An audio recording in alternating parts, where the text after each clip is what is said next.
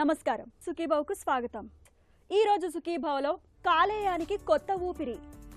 కాలేయ క్యాన్సర్ చికిత్స మరింత మెరుగ్గా. పిల్లలు ఫోన్లను వదలడం లేదా? గర్భిణీ దశలో రక్తపు గడ్డల ప్రమాదం.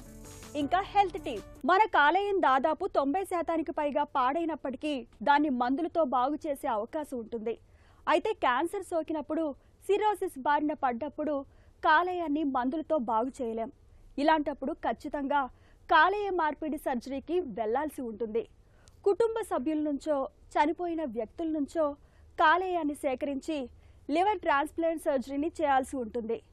కాలేయ మార్పిడికి దారి తీసే పరిస్థితులు, కాలేయ మార్పిడి సర్జరీ గురించి ఇప్పుడు తెలుసుకుందాం.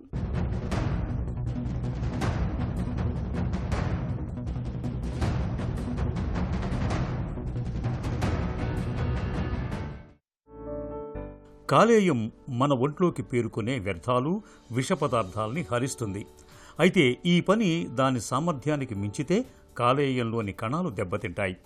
ఇదే పరిస్థితి కొనసాగితే మొదట ఫ్యాటీ లివర్, తర్వాత ఆల్కహాలిక్ హెపటైటిస్, చివరికి లివర్ సిన్రోసిస్కు దారితీస్తుంది. ఇక హెపటైటిస్ ఇన్ఫెక్షన్లు సోకినప్పుడు చాలా ఏళ్లుగా మధుమేహం, హై బీపీ, కొలెస్ట్రాల్ సమస్యలతో బాధపడుతున్నప్పుడు కూడా కాలేయం క్రమంగా దెబ్బతినిపోతుంది. కాలేయ వ్యాధుల్ని ముందుగానే గుర్తించినప్పుడు తగిన మందులు, వైద్య సాయం తీసుకుంటే సరిపోతుంది. కాలేయం ఆరోగ్యం చాలా వరకు మెరుగుపడుతుంది. అయితే సిరోసిస్ బారిన పడ్డప్పుడు మాత్రం మందులు పనిచేయవు. ఇలాంటప్పుడు కాలేయం మార్పిడికి వెళ్లటం ఒక్కటే పరిష్కారం. కాలేయ మార్పిడి అనే ఆపరేషన్ పెద్ద operation, it's complex operation. So అందుకని ఓన్లీ క్లియర్ ఇండికేషన్ ఉంటేనే మనం అడ్వైస్ చేస్తాం అన్నమాట. సో ఇప్పుడు కాలేయ మార్పిడికి ఏమేమి రీజన్స్ అంటే, ఒకటేమో సిరోసిస్. మనం అనుకున్నట్టు సిరోసిస్ బాగా అడ్వాన్స్డ్ అయిపోయి చైల్డ్స్ బి, చైల్డ్ సి వచ్చి, జాండిస్ వచ్చి, కడుపులో నీరు చేరి, కాళ్ళలో వాపులు వచ్చి, లేకపోతే ఫిట్స్, కోమా ఇలాంటిగా ఉన్నప్పుడు కాలేయ మార్పిడి అవసరం. ఇది డీకంపెన్సేటెడ్ లివర్ డిసీజ్ సిరోసిస్ అంటారు. రెండో రీజన్ ఏంటంటే, సిరోసిస్ పేషెంట్స్లో లివర్లో క్యాన్సర్లు వచ్చే ఛాన్స్ ఉంది. సో ఆ క్యాన్సర్ని ఆపరేషన్ చేసి తీయలేము, ఎందుకంటే లివర్ తట్టుకోలేదు ఆపరేషన్. అలాంటప్పుడు లివర్ని మొత్తం తీసేసి క్యాన్సర్తో సహా కొత్త లివర్ మార్పిడి చేస్తే అది క్యూర్ అవుతుంది అన్నమాట క్యాన్సర్. సో లివర్ క్యాన్సర్లో కాలేయ మార్పిడి ఈజ్ అన్ ఇంపార్టెంట్ ఇండికేషన్. ఇక మూడో కాజ్ ఏంటంటే ఎక్యూట్ లివర్ ఫెయిల్యూర్. ఇప్పుడు నార్మల్గా హెల్దీగా ఉన్న వాళ్ళకి సమ్టైమ్స్ సడన్గా ఇన్ఫెక్షన్ వల్ల hepatitis A infection, hepatitis B infection, hepatitis E infection, ఇలాంటి ఇన్ఫెక్షన్ వలన లివర్ సడన్గా డ్యామేజ్ అయిపోతుంది. Within a few days jaundice, blood clot అవ్వదు, కోమాలోకి వెళ్ళిపోతారు. సో దీన్ని ఎక్యూట్ లివర్ ఫెయిల్యూర్ అంటారు. ఇలాంటి కేసెస్లో ఎమర్జెన్సీ లివర్ ట్రాన్స్ప్లాంట్ చేయాల్సి వస్తుంది. ఎందుకంటే ఇలాంటి కేసెస్లో ట్రాన్స్ప్లాంట్ చేసి వెంటనే లివర్ని చేంజ్ చేయకపోతే in a matter of days patient can die. So this is the third main indication for liver transplantation. చాలా సందర్భాల్లో కాలేయ సమస్యలు మందుల సాయంతోనే తగ్గిపోతూ ఉంటాయి. ఆ స్థాయి దాటి కాలేయం దెబ్బతినిపోతే మాత్రం ఇక లివర్ ట్రాన్స్ప్లాంటేషన్ ఒక్కటే పరిష్కారం. కాలేయ మార్పిడి అవసరమైన రోగులు ఆరోగ్యపరంగా ఎన్నో ఇబ్బందులు ఎదుర్కొంటూ ఉంటారు. ఒకసారి సిరోసిస్ బారిన పడితే ఇక జీవితం దినదిన గండంగా తయారవుతుంది. కామెర్లతో శరీర రంగు మారిపోయి కాళ్ల వాపులు, ఛాతీ, పొట్ట నిండా నీరు చేరి ఆహారం తీసుకోలేక బలహీనంగా తయారై ఎంతో అసౌకర్యంగా కనిపిస్తారు. వీరికి ఒకసారి కాలేయ మార్పిడి జరిగితే వారి జీవన చిత్రం పూర్తిగా మారిపోతుంది. శరీర రంగు మామూలుగా మారుతుంది. వ్యాధి లక్షణాలన్నీ మటుమాయమై సాధారణ మనుషుల్లా తయారవుతారు. లివర్ ట్రాన్స్ప్లాంట్ ఆపరేషన్లో 2 మెయిన్ స్టెప్స్. ఫస్ట్ స్టెప్లో డ్యామేజ్ అయిన లివర్ని ఆపరేషన్ చేసి బాడీ నుంచి తీసేసి వెంటనే కొత్త లివర్ని పెట్టి అన్ని రక్తనాళాలన్నీ జాయిన్ చేసి, పిత్తం ట్యూబ్ అన్ని జాయిన్ చేసి. సో ఇది 2 main steps of liver transplantation. Liver transplant చేయాలంటే మోస్ట్ ఇంపార్టెంట్ కొత్త లివర్. అండ్ దీనికి mainly two ways in which a patient can get a new liver. Western countries, అమెరికాలో కానీ, యునైటెడ్ కింగ్డమ్లో కానీ, యూరోప్లో కానీ అయితే మోస్ట్ ఆఫ్ ద ట్రాన్స్ప్లాంట్ని కెడావరిక్ ట్రాన్స్ప్లాంటేషన్స్ అంటారు. అంటే ఎవరైనా పేషెంట్ హెడ్ ఇంజరీ, యాక్సిడెంట్ అయ్యి హెడ్ ఇంజరీ అయ్యి, లేకపోతే స్ట్రోక్ వచ్చి కోమాలోకి వెళ్ళిపోయి బ్రెయిన్ పనిచేయకపోతే అప్పుడు ఐసీయూలో ఉన్న డాక్టర్స్ ఇంకా ఈ పేషెంట్ని ఇంకా ఏమీ చేయలేము, మనం బ్రతికించలేము, డెత్ అయిపోయింది అని డిసైడ్ చేసిన తర్వాత ఫ్యామిలీని అప్రోచ్ చేసి మీ పేషెంట్ ఆర్గన్స్ని డొనేట్ చేస్తారని అడుగుతారు. సో ఫ్యామిలీ అగ్రీ చేస్తే వాళ్ళ నుంచి, ఆ డోనర్ నుంచి లివర్ కానీ, కిడ్నీస్ కానీ, హార్ట్, లంగ్స్ తీసుకుని అది పేషెంట్కి ఇస్తారన్నమాట. దాన్ని కెడావరిక్ లివర్ ట్రాన్స్ప్లాంటేషన్ అంటారు. సో ఇప్పుడు మనం అమెరికాలో కానీ యూకేలో కానీ చూస్తే 90 to 95% of all transplants, liver transplants cadaveric transplantations. America compare చేస్తే మన దేశంలో కెడావరిక్ డొనేషన్ ఒక 1% 2% ఉంది. సో దీనివల్ల ఏమవుతుందంటే ఎంతోమంది పేషెంట్స్కి ట్రాన్స్ప్లాంట్ అర్జెంటుగా అవసరమైనా కూడా ఆర్గన్స్ లివ్. సో అందుకని జపాన్లో లివింగ్ డోనర్ లివర్ ట్రాన్స్ప్లాంటేషన్ అనే ప్రొసీజర్ స్టార్ట్ చేశారు. దీనిలో ఏమవుతుందంటే patient family members they can donate a part of his or her liver. ఆ లివర్ని కేర్ఫుల్గా డివైడ్ చేసి లివర్ తీసుకుని ఆ లివర్ని ట్రాన్స్ప్లాంట్ చేస్తాం అన్నమాట పేషెంట్లు. దాన్ని లివింగ్ డోనర్ లివర్ ట్రాన్స్ప్లాంటేషన్ అంటారు. And that is the most common type of transplantation done, liver transplantation done in India and all other Asian countries. So మన దేశంలో 80% of all liver transplants, more than 80% of all liver transplants are living donor liver transplantations. మనకు ప్రాణాధారమైన కాలేయాన్ని కృత్రిమంగా తయారు చేయలేం కాబట్టి వేరే వ్యక్తి నుంచి సేకరించాలి. బ్రెయిన్ డెడ్ అంటే మెదడు పనిచేయటం ఆగిపోయిన వ్యక్తుల నుంచి కానీ, కుటుంబ సభ్యులు లేక సన్నిహితుల నుంచి కాలేయాన్ని సేకరించాల్సి ఉంటుంది. లివర్ ట్రాన్స్ప్లాంటేషన్ అన్నది విజయవంతమైన సర్జరీ. కాలేయ మార్పిడి సర్జరీకు సుమారుగా 6 నుంచి 14 గంటల సమయం పడుతుంది. పాడైన కాలేయాన్ని తొలగించి దాని స్థానంలో కొత్తగా సేకరించిన కాలేయాన్ని మార్పిడి చేస్తారు. చివరగా మళ్లీ రక్తనాళాలు, బయలునాళాన్ని సరిగా కలుపుతారు. దీంతో రక్తం కాలేయంలోకి తిరిగి మళ్లీ ప్రవహిస్తుంది. ఆపరేషన్ పూర్తయ్యాక పేషెంట్ కొత్త కాలేయం అభివృద్ధి చెంది సరిగ్గా పనిచేయటం మొదలుపెట్టే వరకు రోగిని ఆసుపత్రిలోనే 2 నుంచి 3 వారాలు ఉంచుతారు. ఇక కొత్తగా అమర్చిన కాలేయాన్ని శరీరం తిరస్కరించే ముప్పును, ఇన్ఫెక్షన్లను నివారించడానికి మందులు ఇస్తారు. కాలేయ మార్పిడి చేయించుకున్న ప్రతి 100 మందిలో దాదాపు 80 మంది ఆయుర్దాయం కనీసం 5 నుంచి 10 ఏళ్ల వరకు పెరుగుతుందని చెబుతున్నారు డాక్టర్లు. కాలేయ మార్పిడి తర్వాత లైఫ్ స్టైల్ అంటే అది depends on the time lines. So నార్మల్గా ఏం చెప్తామంటే పేషెంట్కి ఫస్ట్ 3 to 6 months కొంచెం ఎడిషనల్ జాగ్రత్తలు తీసుకోవాలి. ఎడిషనల్ జాగ్రత్తలు అంటే ఒకే ఒక రూమ్లో ఉండి బయటికి రాకూడదు అని అనుకుంటారు. అలా కాదు. You can have a normal life. So అందరితోటి మాట్లాడవచ్చు, ఇంట్లో ఉండొచ్చు, they can eat, they can travel. కాకపోతే ఏంటంటే బయటికి వెళ్తే మాస్క్ వేసుకోమని చెప్తాం. కొంచెం మంచినీళ్ళు, బాటిల్ వాటర్ కానీ లేకపోతే ఇంటి నుంచి వాటర్ బాటిల్ వేసుకోమని చెప్తాం. ఎప్పుడు హ్యాండ్ వాష్ కానీ హ్యాండ్ రబ్ కానీ యూజ్ చేయమని చెప్తాం. మనం కరోనా టైంలో మనం యూజ్ చేసిన ప్రికాషన్స్ అది ఫస్ట్ 3 to 6 months ఇది ఇంపార్టెంట్. ఎందుకంటే ఆ టైంలోనే మనకి ఈ మెడిసిన్స్ డోసులు కొంచెం ఎక్కువ ఉంటాయి కాబట్టి కొంచెం ఇన్ఫెక్షన్ రిస్క్ ఎక్కువ ఉంటుంది. సో అందుకని కొంచెం ఎడిషనల్ జాగ్రత్త తీసుకోవాలన్నమాట. After 6 months precautions will come down slowly. So మనం they can go back to work, they can travel, they can eat almost everything. Only precaution ఏంటంటే మెడిసిన్స్ రెగ్యులర్గా వేసుకోవాలి. ఎందుకంటే ఈ మెడిసిన్స్ రెగ్యులర్గా వేసుకోకపోతే లివర్కి రిజెక్షన్ అయ్యే ఛాన్స్ ఉంది.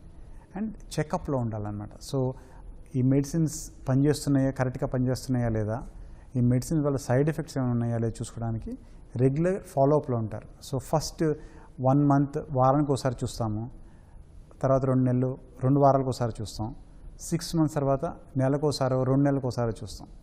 ఇన్ఫ్యాక్ట్ 2 years తర్వాత 3 years తర్వాత 6 నెలలకు ఒకసారి చూస్తాం పేషెంట్. సో లైఫ్ లాంగ్ ఫాలోఅప్లో ఉండాలి, కానీ ఫ్రీక్వెన్సీ తక్కువ అవుతుంది. మెడిసిన్స్ వేసుకోవాలి, మెడిసిన్స్ ఎన్ని మెడిసిన్స్ తీసుకుంటున్నారో డోసులు తక్కువ అవుతాయి, కానీ కంప్లీట్లీ స్టాప్ చేయకూడదు. యాజ్ లాంగ్ యాజ్ మెడిసిన్స్ రెగ్యులర్గా తీసుకుని చెకప్లో ఉంటే they can have a normal life. పిల్లలకి ట్రాన్స్ప్లాంట్ చేసిన తర్వాత వాళ్ళు స్కూల్కి వెళ్ళి, కాలేజ్కి వెళ్ళి, జాబ్ చేస్తూ, they got married, they had children. So they can have a completely normal life. కాలేయ మార్పిడి జరిగిన తర్వాత కొత్తగా అమర్చిన కాలేయం శరీరంలో నెమ్మదిగా ఇమిడిపోతుంది. ఇతర అవయవాల నుంచి సహాయం తీసుకుని కుదురుకుంటుంది. ఆ తర్వాత నెమ్మదిగా తన విధులు నిర్వర్తించటం ప్రారంభిస్తుంది. ఇందుకు కొన్ని వారాల నుంచి నెలల సమయం పడుతుంది. సాధారణంగా శరీరంలోకి ఇతర జీవ అంగాలు ప్రవేశిస్తే దేహం దాన్ని తిరస్కరిస్తుంది. దీన్ని రిజెక్షన్ అని పిలుస్తారు. ఈ పరిస్థితిని నివారించేందుకు రోగ నిరోధక వ్యవస్థను కాస్త బలోపేతం చేసేందుకు మందులు వాడతారు. ఒక్కోసారి ఈ మందుల డోసు పెరిగితే దుష్ప్రభావాలు రావచ్చు. అందుచేత జాగ్రత్తగా మందుల్ని అందిస్తారు. కాలేయ మార్పిడి తర్వాత తరచుగా ఇన్ఫెక్షన్లు సోకుతూ ఉంటాయి. వీటిని నివారించుకునేందుకు ఎప్పటికప్పుడు డాక్టర్ పర్యవేక్షణలో మందులు వాడాలి. ఆహార పానీయాల విషయంలో చాలా జాగ్రత్తగా ఉండాలి. తాజాగా ఉండే పరిశుభ్రమైన పోషకాహారాన్ని మాత్రమే తీసుకోవాలి. ఆల్కహాల్, మత్తు పదార్థాలకు దూరంగా ఉండాలి. కలుషిత నీరు, కలుషిత ఆహారాన్ని ఎట్టి పరిస్థితుల్లో తీసుకోకూడదు. ఆధునిక క్యాన్సర్ చికిత్సల్లో ఇమ్యూనోథెరపీ బాగా ప్రాచుర్యంలోకి వచ్చింది. ఊపిరితిత్తులు, కిడ్నీ, మూత్రాశయం వంటి పలు అవయవాల క్యాన్సర్ల చికిత్సలో ఇది ఎంతగానో తోడ్పడుతుంది. కానీ కాలేయ క్యాన్సర్ మీద మాత్రం అంతగా ప్రభావం చూపడం లేదు. దీని లోగుట్టు తెలుసుకోవడానికి అమెరికాలోని సాల్క్ ఇన్స్టిట్యూట్కి చెందిన పరిశోధకులు ఎలుకలు, మనుషుల కాలేయ కణుతుల మీద ఒక అధ్యయనం నిర్వహించారు. అధ్యయనంలో భాగంగా కాలేయం, రోగ నిరోధక వ్యవస్థ రెండూ ఒకదానిపై మరొకటి చూపుతున్న ప్రభావాలను పరిశీలించారు. టీ కణాలనే రోగ నిరోధక కణాల పనితీరును కాలేయంలోని కొన్ని పైత్య రసాలు అణిచివేస్తున్నట్లు, ఇది కణితి వృద్ధి చెందడానికి దోహదం చేస్తున్నట్లు పరిశోధనలో గుర్తించారు. కాలేయ కణితి వాతావరణంలో ప్రత్యేక గుణాలను తెలుసుకోవడానికి పరిశోధకులు ముందుగా బయాప్సీ నమూనాల ఆధారంగా ఏ పైత్యరసాలు వాటిలో ఉన్నాయో వర్గీకరించారు. కాంజుగేటెడ్ పైత్యరసాలు పెద్ద మొత్తంలో ఉన్నట్లు తేలడంతో ఇవి నేరుగా క్యాన్సర్ కణుతుల వృద్ధికి కారణం అవుతున్నాయేమోనని పరిశీలించారు. ఈ కాంజుగేటెడ్ పైత్యరసాల తయారీకి తోడ్పడే BAAT అనే ప్రోటీన్ను తొలగించగా ఎలుకల్లో కణితి వృద్ధి తగ్గినట్లు తేలింది. కాలేయ క్యాన్సర్తో బాధపడే మనుషుల్లో ఈ ప్రోటీన్ను నియంత్రించడం ద్వారా ఇమ్యూనోథెరపీ సమర్థంగా పనిచేసేలా చేయొచ్చుననే అభిప్రాయానికి పరిశోధకులు వచ్చారు. అనంతరం టీ కణాల పనితీరు మీద ప్రభావం చూపగల 20 పైత్యరసాలను వేరు చేశారు. చివరికి UDCA అనే పైత్యరసం టీ కణాల సామర్థ్యాన్ని పెంచుతున్నట్లు గుర్తించారు. దీన్ని మాత్రల రూపంలో ఇచ్చి మోతాదులు పెరిగేలా చేస్తే ఎలుకల్లో కాలేయ కణితి వృద్ధి ఆగుతుండడం విశేషం. ఈ నేపథ్యంలో కాలేయ క్యాన్సర్ చికిత్సలో UDCAను చేర్చితే మంచి ఫలితం కనిపిస్తుందని పరిశోధకులు భావిస్తున్నారు. నేడు బాల్యం సెల్ ఫోన్లలో బందీగా మారిపోయింది. స్కూల్లో గడిపే సమయాన్ని మినహాయిస్తే ఎక్కువ భాగం ఇవాళ పిల్లలు ఫోన్లతోనే కాలక్షేపం చేస్తున్నారు. గంటల తరబడి వీడియోలు చూస్తూ, గేములు ఆడుతూ కాలం గడిపేస్తున్నారు. పిల్లల్ని సముదాయించే ఓపిక లేక, వారితో గడిపేందుకు సమయం చిక్కక కొంతమంది తల్లిదండ్రులు చేజేతులారా పిల్లల చేతుల్లో ఫోన్లను పెట్టేసి ఇతరత్ర వ్యాపకాల్లో మునిగిపోతున్నారు. పొగ, మద్యం, డ్రగ్స్తో విపరిణామాలు ఉన్నట్లే సెల్ ఫోన్లకు అలవాటు పడడం వల్ల పిల్లలకు సమస్యల తాకిడి పెరుగుతుందని చెబుతున్నారు నిపుణులు. ఈ నేపథ్యంలో పిల్లలు ఫోన్ల మీద ఎక్కువ సమయం గడపకుండా ఉండేందుకు ఏం చేయాలో, తల్లిదండ్రులు ఎలాంటి జాగ్రత్తలు తీసుకోవాలో ఇప్పుడు తెలుసుకుందాం.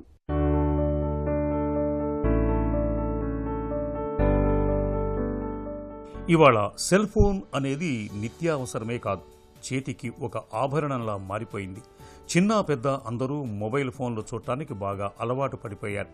ఇక పిల్లలైతే చెప్పాల్సిన పని లేదు. ఇంట్లో ఉన్నంతసేపు సెల్ ఫోన్లకు అతుక్కుపోతున్నారు.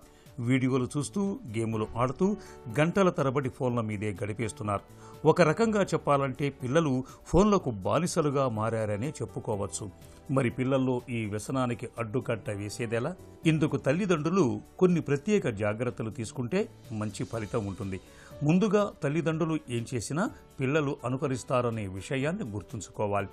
వారి ముందు తల్లిదండ్రులు ఫోన్లు వాడటం, టీవీలు చూడటం మానుకోవాలి. వాళ్లతో మాట్లాడటం, ఆడుకోవటం, కబుర్లు చెప్తూ ఉంటే పిల్లలు కూడా అదే విధానం కొనసాగిస్తారు. పిల్లలు టీవీ, ఫోన్లను వాడుతున్నప్పుడు వారిని గమనిస్తూ ఉండండి. మీ పర్యవేక్షణలోనే వాళ్ళు ఉండేటట్లు ఏర్పాట్లు చేసుకోండి. ఏదైనా సినిమా అయినా, షోలైనా పిల్లలతో కలిసి మీరు చూడండి. కేవలం వినోదం కోసం కార్టూన్ బొమ్మలు కాకుండా అందుబాటులో ఉన్న టెక్నాలజీని ఉపయోగించుకొని విజ్ఞానం అందించే విషయాలను పిల్లలకు తెలియజేయండి. నేటి తరం పిల్లలకు టెక్నాలజీ తల్లిదండ్రుల కంటే ఎక్కువగానే తెలుసు అని చెప్పాలి. అందువల్ల తల్లిదండ్రులకు ఏం తెలియదు అనుకుంటే పిల్లలు తప్పులు చేసేందుకు అవకాశాలు ఎక్కువగా ఉంటాయి. అందువల్ల పిల్లలతో పాటు తల్లిదండ్రులు టెక్నాలజీ గురించి ఎక్కువగా తెలుసుకోవాలి. పిల్లలకు ప్రతి విషయం గురించి తెలుసుకుని చెప్పాలి. మనలో కొంతమంది తల్లిదండ్రులు పిల్లలు కాస్త అల్లరి చేయగానే ఏడుపు ఆపటానికి ఫోన్ ఇస్తుంటారు. దీన్ని ఆసరాగా చేసుకుని పిల్లల్లో ఏడ్చి మరీ ఫోన్ తీసుకోవాలనే ఆలోచన ధోరణి పెరుగుతుంది. ఇది ఎంతమాత్రం మంచిది కాదు. పిల్లలు ఏడ్చినా అలిగినా వారికి ఏం కావాలో అడిగి తెలుసుకోవాలి. వారితో కాసేపు ప్రేమగా మాట్లాడాలి. ఎలక్ట్రానిక్ వస్తువులు వాడుకునేందుకు ఒక నిర్ణీత సమయాన్ని కేటాయించుకోండి. ఇంట్లో అందరూ ఆ సమయంలో తమ తమ పనులు పూర్తి చేసుకోవాలనే నిబంధన పెట్టండి. ఆ తర్వాత అందరూ కలిసి ఉండేలా ప్రణాళికను సిద్ధం చేసుకోండి. ఇలా తరచూ చేస్తూ ఉంటే పిల్లలకు ఒక పద్ధతి ప్రకారం అన్ని పనులు చేసుకునే విధానం అలవడుతుంది. ఫోన్లకు, ఎలక్ట్రానిక్ గాడ్జెట్లకు బానిసలుగా మారకుండా ఉంటారు. చిన్న పామునైనా సరే పెద్ద కర్రతో కొట్టాలంటారు పెద్దలు. గర్భిణీ దశలో రక్తనాళాల్లో కనిపించే బ్లడ్ క్లాట్స్పై ఇలాంటి అవగాహనే అవసరం. థ్రాంబోసిస్, డీవీటీ వంటి జబ్బులతో బాధపడే వారికి, ఊబకాయం, ఎక్కువగా కదలికలు లేని జీవితం గడిపే వారికి రక్తనాళాల్లో గడ్డలు ఏర్పడే ముప్పు ఎక్కువగా ఉంటుంది. రక్తపు గడ్డలు మూలంగా రక్త ప్రసరణ వ్యవస్థ అస్తవ్యస్తం అవుతుంది. రక్తపు గడ్డలు పైకి ప్రయాణించి ఊపిరితిత్తులకు, గుండెకు, మెదడుకు చేరడంతో ఏకంగా గుండెపోటు, పక్షవాతం వంటి విపత్తులు ముంచుకొస్తాయి. ప్రాణవాయువును అందించే ఊపిరితిత్తులు కుప్పకూలడంతో ఏకంగా మన ప్రాణాలే ప్రమాదంలో పడతాయి. ఈ నేపథ్యంలో గర్భిణీ దశలో బ్లడ్ క్లాట్స్ ముప్పును తప్పించుకునేందుకు ఏం చేయాలో డాక్టర్ని అడిగి ఇప్పుడు తెలుసుకుందాం.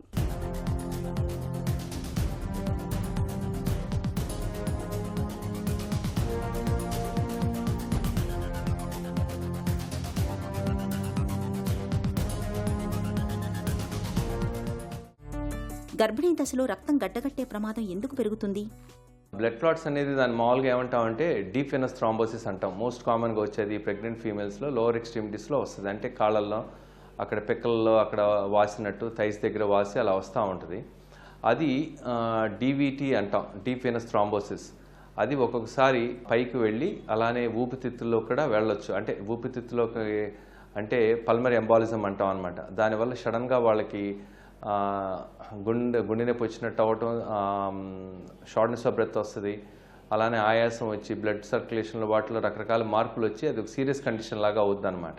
సిమ్టమ్స్ అనేది కాళ్ళల్లోనే రక్తం గడ్డగట్టింది అనుకోండి, దానివల్ల కాళ్ళు వాపు రావటం, అది ఒక సైడ్ వస్తుంది, కొంతమందిలో రెండు వైపులా రావచ్చు. కానీ మోస్ట్ కామన్గా వచ్చేది ఒకవైపే వస్తుంటుంది అనమాట. దానివల్ల కాలు వాపు రావటం, నొప్పి రావటం, కాలు రెడ్నెస్ రావటం అటువంటి ఉంటుంది. అదే కనుక ఊపిరితిత్తులకి వెళితే దాంతో బాగా ఆయాసం వచ్చి గుండెల్లో నొప్పి రావటం అటువంటివి కూడా రావచ్చు. గర్భిణీ దశలో రక్తం గడ్డలు కట్టే ప్రమాదం ఎవరికి ఎక్కువ? వాళ్ళకి ఎప్పుడన్నా ఇంతకుముందు బ్లడ్ క్లాట్లు ఫామ్ అయినాయి అనుకోండి, అంటే ఇంతకుముందు ప్రీవియస్గా ప్రెగ్నెన్సీ రాకముందు వేరియస్ కండిషన్స్ వల్ల వచ్చిన వాళ్ళకి రిస్క్ ఎక్కువ ఉంటుంది అనమాట.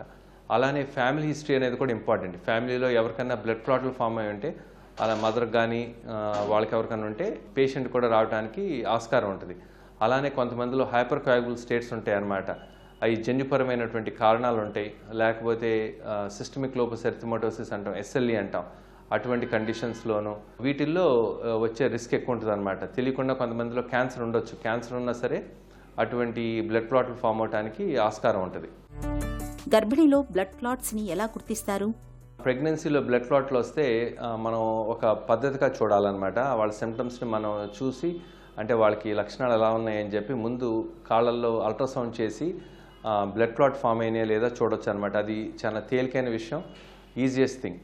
కొంతమందిలో మామూలుగా ప్రెగ్నెన్సీ లేని వాళ్ళు అయితే డీడైమర్ టెస్ట్ అనేది చాలా హెల్ప్ఫుల్గా ఉంటుంది. కానీ ప్రెగ్నెన్సీలో ఏంటంటే డీడైమర్ టెస్ట్ దాని నార్మల్ వాల్యూ ఎంతో తెలియదు. అది చేయటం వల్ల కన్ఫ్యూజన్ కూడా ఎక్కువ అవుద్ది. ఇప్పుడు కామన్గా ఈజియెస్ట్ థింగ్ ఏంటంటే అల్ట్రాసౌండ్ చేయటం అనేది.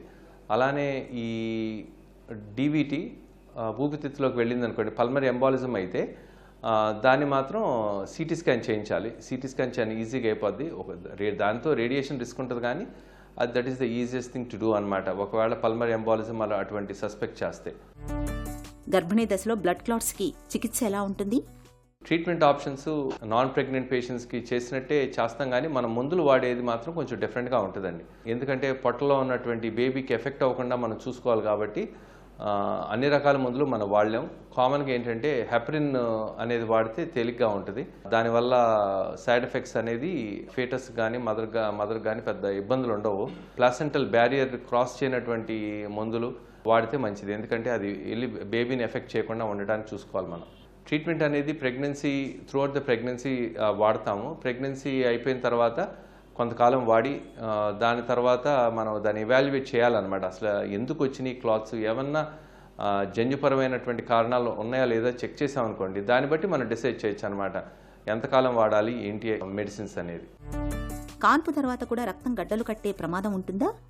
మామూలుగా పోస్ట్ పార్టం అంటే డెలివరీ అయిన తర్వాత మన బాడీలో మెకానిజమ్స్ అన్ని మారిపోయి బ్లడ్ క్లాటింగ్కి, డెలివరీ ఎప్పుడు బ్లడ్ క్లాట్ అవడానికి మన బాడీ చాలా చేంజెస్ తీసుకొస్తుంది అనమాట. దానివల్ల ఫస్ట్ 6 వీక్స్ చాలా ఇంక్రీజ్ రిస్క్ ఉంటుందండి. అందుకని ఆ టైంలో మామూలు వాళ్ళకు కూడా there is increase risk of blood clots. అందుకని వాళ్ళు ఎక్కువ యాక్టివ్గా ఉంటే సో ఆ ఛాన్సెస్ అన్నీ తగ్గుతాయి అన్నమాట. గర్భిణీ దశలో రక్తం గడ్డలు కట్టే ప్రమాదాన్ని నివారించవచ్చా? ఫ్యామిలీ హిస్టరీ ఉన్నా ప్రీవియస్ హిస్టరీ ఉన్నా సరే అప్పుడు మాత్రం మనం ఈ మందులు వాడాల్సిన అవసరం ఉంటుంది. లో మాలిక్యులర్ హెపరిన్, ఆస్పిరిన్ అటువంటివి. అలానే బాగా నీళ్లు తాగి హైడ్రేటెడ్గా ఉండాలి, యాక్టివిటీ ఉంటే ప్రాబ్లం ఉండదు. అలానే కాళ్ళు క్రాస్డ్గా పెట్టుకొని కూర్చోకుండా ప్రొలాంగ్డ్ సిట్టింగ్ లేకుండా ఉండటం, అలానే లాంగ్ డిస్టెన్స్ ట్రావెల్స్ అటువంటివన్నీ అవాయిడ్ చేసామనుకోండి, అప్పుడు ఈ క్లాట్ ఫామ్ అవటం అనేది తగ్గుద్ది. గర్భిణీ దశలో రక్తనాళాలలో ఏర్పడే రక్తపు గడ్డల్ని సకాలంలో గుర్తించడంతో పాటు సత్వర వైద్యం తీసుకోవడం చాలా కీలకం. మొదట్లోనే గుర్తిస్తే మందుల సాయంతోనే రక్తపు గడ్డల్ని సులువుగా కరిగించవచ్చు. గర్భంతో ఉన్నప్పుడు చురుకైన జీవనశైలిని ఆచరించడం ద్వారా బ్లడ్ క్లాట్స్ ముప్పును చాలా వరకు నివారించుకోవచ్చు. ఒక చిన్న చిట్కా మీకోసం. తీవ్రమైన తలనొప్పితో బాధపడుతున్నప్పుడు కొద్దిగా హారతి కర్పూరానికి కొంచెం మంచి గంధాన్ని కలిపి ఆ మిశ్రమాన్ని నుదిటిపైన రాయండి. తలనొప్పి నుంచి తక్షణమే ఉపశమనం లభిస్తుంది.